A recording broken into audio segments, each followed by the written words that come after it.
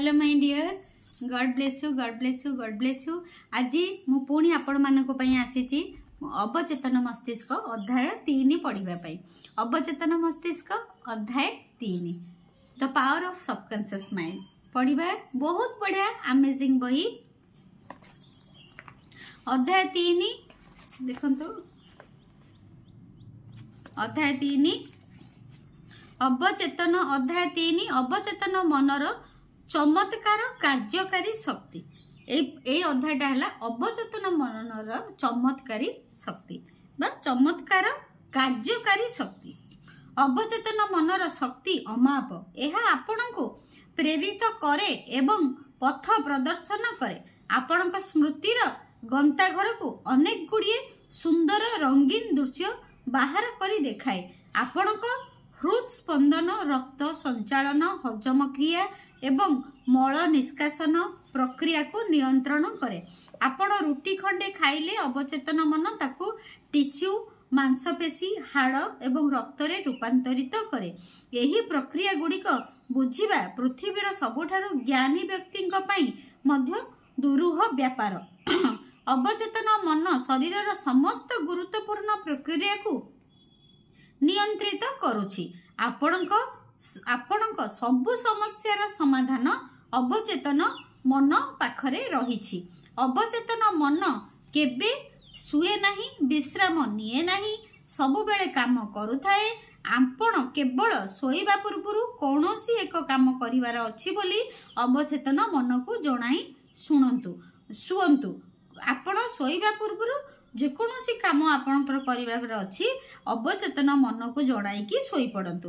आपण देखि आश्चर्य हेबे एवं आनंदित हेबे जे सेही काम करिबा पई आपणक भितरे शक्ति जागृत होईछि। एठारे शक्ति एवं ज्ञानर उत्स रहिछि जहा आपणको सर्वशक्तिमान को सीधा सड़क संस्पर्श रे रखी थाए। सर्वशक्तिमान को सीधा सड़क संस्पर्श रे रखी थाए। एही शक्ति ही पृथ्वी को गतिशील करुछि, ग्रह मानकु निजर कक्षपथरे घुराउछि एवं एहा जोगु ही सूर्य उदयमान थांती। आपणक अवचेतन मन ही आपणक आदर्श, अभिलाष एवं निस्वार्थपर इच्छा गुड़िकर उत्स। अवचेतन मन माध्यम रे ही शेक्सपियर बुझिथिले एवं साधारण लोकंक ठारे लुचि रहितिबा सत्य को समस्तंक आगरे प्रकाश करथिले। ग्रीक स्थापित फिडियास मार्बल एवं ब्रोंज रे सौंदर्य, क्रम, संतुलन एवं अनुपात खोदेईर कला एवं दक्षता अवचेतन मन साहाय्य रे ही लाभ करी पारिथिले। अवचेतन मन एक गभीर कूଅ जहा भितरु महान कलाकार माने सेमानंक सृजनशील शक्ति को टाणी बाहर करिथांती।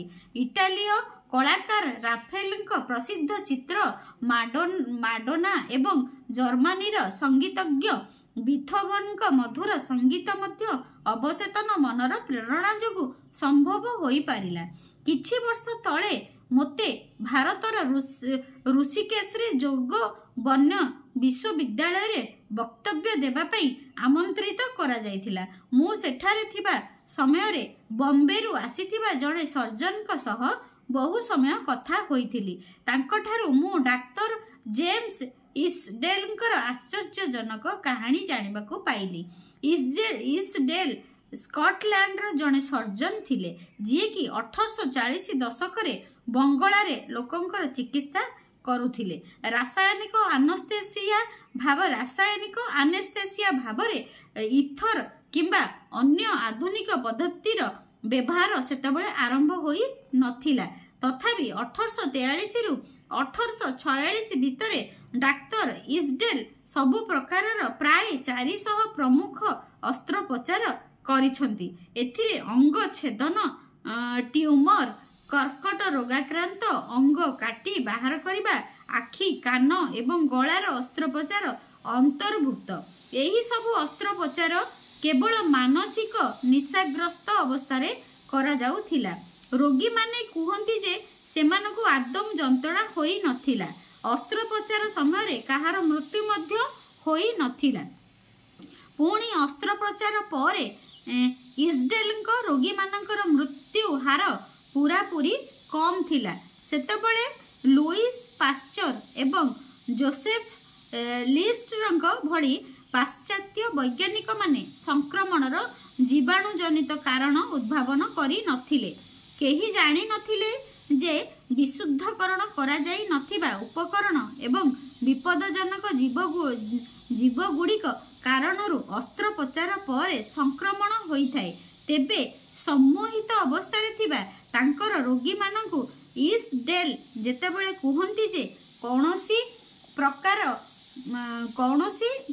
प्रकार संक्रमण हेबो नाही, सेमानक अवचेतन मन सेही प्रस्ताव को ग्रहण करिनिए। संक्रमणर प्राणनाशक विपदर मुकाबिला करिबा पई आवश्यक पदक्षेप नेबार से लागि पड़े। हमने एथिरु आमे कोन जानिले ना 1800 मसिया रे जेतेबेले हमर एनेस्थेसिया हरिया किछि बाहरी नथिला, सेतेबेले भी से 300 रु 400 लोकंकर अस्त्रोपचार करिथिले। तांको किंतु कष्ट हेई नथिला, किंतु तांकर सबु सफलता हेइथिला, सक्सेस रहिथिला तांकर सबु अस्त्रोपचार डॉक्टरंकर। केमिति ना सीए प्रथमे तांको माने तांकर अवचेतन मस्तिष्क को मेसेज करूथिले किछि हबनी, सोई पड़ंतु, किछि हबनी, सबु भल हेइ जिवो। एमती तांको सबु बेले सकारात्मक कथा कहि कहि कि तांको अवचेतन मस्तिष्क को कहि कहि कि तांकर ऑपरेशन करौथिले। भाबी देखंतु प्राय 1.5 शताब्दी पूर्वरु स्कॉटलैंड रो एही सर्जन विश्वर अधा भाग बुलिछंती एवं से अवचेतन मनर चमत्कारी शक्ति को किपरि व्यवहार करा जाए ताहा आविष्कार करिछंती। आपण आश्चर्य हेबा पई एतिकी तथ्य यथेष्ट। ईश्वरंकर जो शक्ति इजडेल को प्रेरित करुथिला तांको रोगी माननकु प्राणघातक विपदरु रक्षा करुथिला, से सबु आपणकर मध्य होई पारे। अवचेतन मन आपणको स्थान एवं समयर स्वाधीनता देई पारे, समस्त जंत्रणारु एहा मुक्त करि पारे। आपणको समस्या जहा हेउना काहेकि से सबुर उत्तर एहारी पाखरे रहिछि। आपणको भितरे एक क्षमता एवं धी शक्ति रहिछि जहा आपणको बुद्धिमत्ता ठारू बहुत अधिक, जहा साहाय्य रे आपण चमत्कार करि पारिबे। एसबु अनुभूति आपणको निज अवचेतन मनर चमत्कारी कार्यकारी शक्ति उपरे विश्वास करिबाकू बाध्य करिवो। आपणको अवचेतन मन आपणको जीवनर पुस्तिका। आपण निज अवचेतन मनरे जो सब चिंताधारा विश्वास मतामत सिद्धांत लिपिबद्ध करिवे, खोदित करिवे किंबा छाप सृष्टि करिवे, ताहा वास्तव रे पारिपार्श्विक स्थिति अवस्था एवं घटना माध्यम रे बाह्य जगत रे अनुभव करिवे। आपण भितरे जहा लेखिबे ताहा बाहर अनुभव करिवे। आपणक जीवन रे दुईटी पार्श्व रहिछि, वस्तुवादी बाह्य जीवन एवं मानस प्रसूत अंतर्निहित जीवन, दृश्यमान एवं अदृश्य जीवन, चिंताधारा एवं एहार परिप्रकाश। आपणक चिंताधारा गुड़िक सचेतन मस्तिष्कर सेरेब्राल कॉर्टेक्सन रे स्नायविक विज्ञप्तिर एक ढांचा भाव गृहीत होइथाय। थरे चेतन मन बा ऑब्जेक्टिव माइंड चिंताधारा को संपूर्ण भाव ग्रहण करि नेले एहा मस्तिष्कर पुरुणा अंश को संचरित होइथाय। सेठारे एहा नरम टिश्यू रे परिणत हुए एवं आपणक अनुभव रे प्रकाशित होइथाय। जेपरि कि पूर्वरु कुहा जाइछि अवचेतन मन जुक्ति करि पारे नाही। आपण एहा उपरे जहा लेखंती ताकू आधार करी एहा काम करे। चेतन मनर निष्पत्ति किंबा सिद्धांत को एहा निर्देश भाव रे ग्रहण करे। तेणु आपण सबुबेले जीवनर पुस्तिकारे लेखुथांती कारण आपणक चिंताधारा गुड़िक आपणक अनुभूति रे परिणत होइथाय। अमेरिकीय दार्शनिक राल्फ वाल्डो एमर्सन कहिछंती मनीष दिन सारा जहा चिंता करे से ताहा ही होइथाय। अवचेतन मनरे जो छाप सृष्टि हुए ताहा बाहरे प्रकाशित होइथाय। अमेरिकार अग्रणी मनोविज्ञानी विलियम जेम्स कहिछंती जे विश्व को हलाई देबार शक्ति आपणक अवचेतन मन भितरे रहिछि। ଅବଚେତନ ମନରେ ରହିଛି ସୀମାହୀନ ଜ୍ଞାନ। ଜୀବନର ନିୟମ କୁହାଯାଉଥିବା ଲୁକାୟିତ ଶ୍ରୀଂ ଏହାକୁ ପୋଷଣ ଯୋଗାଏ। ଅବଚେତନ ମନରେ ଆପଣ ଯେଉଁ ଛାପ ସୃଷ୍ଟି କରିବେ ତାକୁ ବାସ୍ତବତାରେ ପରିଣତ କରିବା ପାଇଁ ସେ ସ୍ୱର୍ଗ ମର୍ତ୍ତ୍ୟ ଏକାଠି କରିଦେବେ। ତେଣୁ ଆପଣ ସଠିକ ଏବଂ ଗଠନାତ୍ମକ ଚିନ୍ତାଧାରାରେ ଛାପ ସୃଷ୍ଟି କରିବା ନିହାତି ଜରୁରୀ। କାରଣ ହେଉଛି ବିଶ୍ୱରେ ଏତେ ବିଶୃଙ୍ଖଳା ଏବଂ ଦୁର୍ଦ୍ଦଶା ଭରି ରହିଛି ଯେ ବହୁ ସଂଖ୍ୟକ ଲୋକ ସେମାନଙ୍କ ସଚେତନ ଏବଂ ଅବଚେତନ ମନ ଭିତରେ ହେଉଥିବା ଭାବର ଆଦାନ ପ୍ରଦାନ ବୁଝିପାରନ୍ତି ନାହିଁ। ଯେତେବେଳେ ଏହି ଦୁଇଟି ନିୟମ ସମୟରେ ରକ୍ଷା କରିବେ, ଶାନ୍ତିପୂର୍ଣ୍ଣ ନିୟମ ସମନ୍ୱୟ ରକ୍ଷା କରିବେ, ଶାନ୍ତିପୂର୍ଣ୍ଣ ଉପାୟ ପରସ୍ପର ସହ ମିଶି କାମ କରିବେ, ଆପଣଙ୍କୁ ସୁଖ, ସ୍ୱାସ୍ଥ୍ୟ, ଶାନ୍ତି ଓ ଆନନ୍ଦ ମିଳିବ। କୌଣସି ପ୍ରକାର ଅସୁସ୍ଥତା କିମ୍ବା ଅସଙ୍ଗତି ରହିବ ନାହିଁ। ଯେତେବେଳେ ଆମର ଅବଚେତନ ମସ୍ତିଷ୍କ ଆଉ ଚେତନ ମସ୍ତିଷ୍କ ଦୁଇ ଜଣ ସାଙ୍ଗ ହେଇଯିବେ, ମାନେ ଆମର ଚେତନ ମସ୍ତିଷ୍କ ଆଉ ଯେତେବେଳେ ଅବଚେତନ ମସ୍ତିଷ୍କ ଦୁଇ ଜଣ ସାଙ୍ଗ ହେଇଯିବେ, ସେତେବେଳେ ଆମକୁ ସବୁ ସଫଳତା, ସବୁ ସୁଖ ଆଉ ଭଲ ସୁସ୍ଥ ଶରୀର ମିଳିବ। କେତେବେଳେ ଆମର ଅବଚେତନ ମସ୍ତିଷ୍କ କେତେବେଳେ ଆମର ଦୁଇ ଜଣ ସାଙ୍ଗ ହେବେ ନା, ଆମେ ଯେତେବେଳେ ମନ ଭିତରେ ଯାହା ଚିନ୍ତା କରିବା ପାଟିରେ ତାହା କହିବା, ବା ପାଟିରେ ଯାହା ଚିନ୍ତା କରିବା ତାହା ମନ ଭିତରେ ମୁଣ୍ଡରେ ଭାବିବା। ଯାହା ଏଠି କହିବା, ମୁଁ ମିଲିୟନାର, ମୁଁ ମିଲିୟନାର, ମୁଁ ମିଲିୟନାର, ମୁଁ ମିଲିୟନାର, ମୁଁ ସୁସ୍ଥ, ମୁଁ ସୁସ୍ଥ, ମୁଁ ସୁସ୍ଥ, ମୁଁ ସୁସ୍ଥ, ଏଠି ମୁଁ ପାଟିରେ କହିଲି, ଏଠି ମୁଁ ସେଟା ଭାବିବି ଯେ ମୁଁ ସୁସ୍ଥ, ମୁଁ ସୁସ୍ଥ, ମୁଁ ସୁସ୍ଥ, ମୁଁ ସୁସ୍ଥ, ମୁଁ ସମ୍ପୂର୍ଣ୍ଣ ସୁସ୍ଥ, ମୁଁ ମିଲିୟନାର, ମୁଁ ମିଲିୟନାର। ଯେତେବେଳେ ଏଠି ଭାବିବି ସେତେବେଳେ କ'ଣ ହବ ନା, ଚେତନ ମନ ଆଉ ଅବଚେତନ ମନ ଦୁଇଟା ସାଙ୍ଗ ହେଇଯିବେ। ଦୁଇଟା ସାଙ୍ଗ ହେଇଗଲେ କ'ଣ ହବ ନା, ଦୁଇଟା ସାଙ୍ଗ ହେଇଗଲେ ଆମେ ସତରେ ମିଲିୟନାର ହେଇଯିବା। ତାପରେ ପଢିବା, ପ୍ରାଚୀନ କାଳରେ ହର୍ମସ୍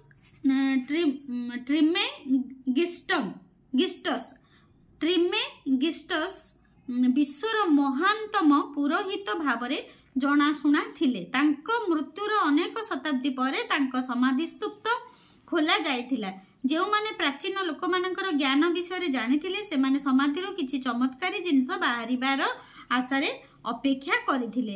କୁହାଯାଉଥିଲା ସମାଧି ଭିତରେ କିଛି ବଡ଼ ରହସ୍ୟ ଲୁଚି ରହିଛି ଏବଂ ତାହା ହିଁ ମିଳିଲା।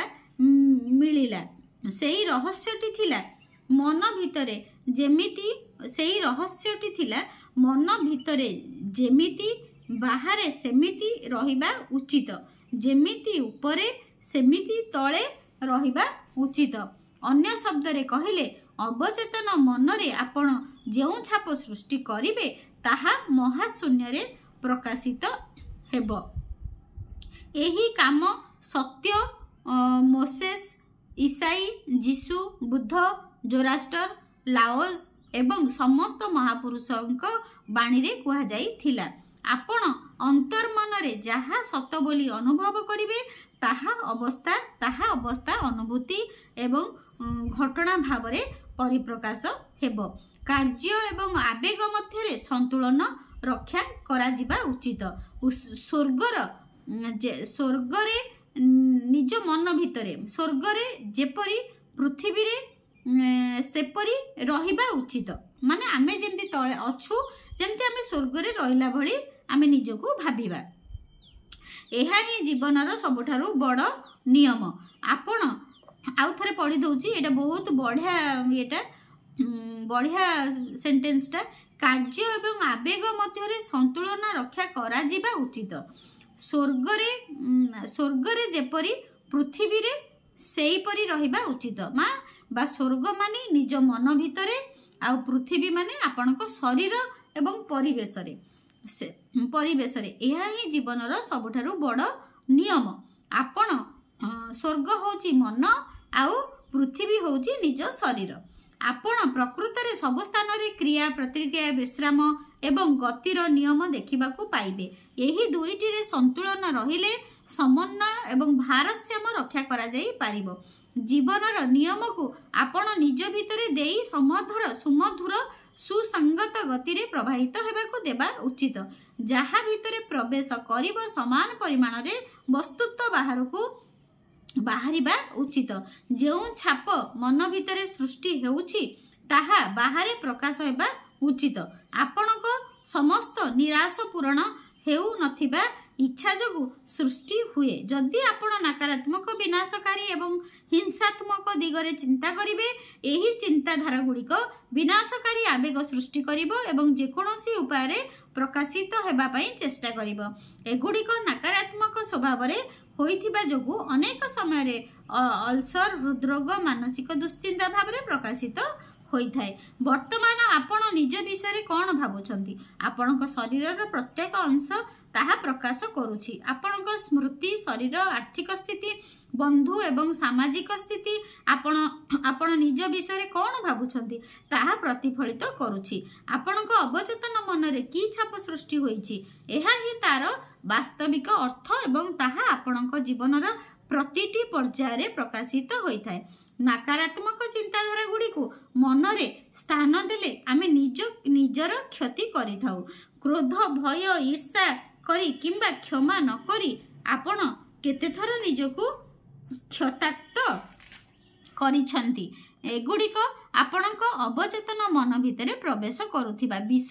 ଆପଣ ଏହି ନକାରାତ୍ମକ ଦୃଷ୍ଟିକୋଣ ସହ ଜନ୍ମ ହୋଇ ନଥିଲେ। ଅବଚେତନ ମନରେ ସକାରାତ୍ମକ ଚିନ୍ତାଧାରା ଭରି ଦିଅନ୍ତୁ। ସେଥିରେ ଥିବା ନକାରାତ୍ମକ ଶୈଳୀ ଗୁଡ଼ିକ ଲିଭିଯିବ। ଏହା ଲଗାତାର କରି ଚାଲିଲେ ଅତୀତର ଖରାପ ସ୍ମୃତି ଲିଭିଯିବ ଏବଂ ଆଉ ମନେ ପଡ଼ିବ ନାହିଁ। ଚର୍ମ ରୋଗକୁ ଆରୋଗ୍ୟ କଲା ଅବଚେତନ ମନ।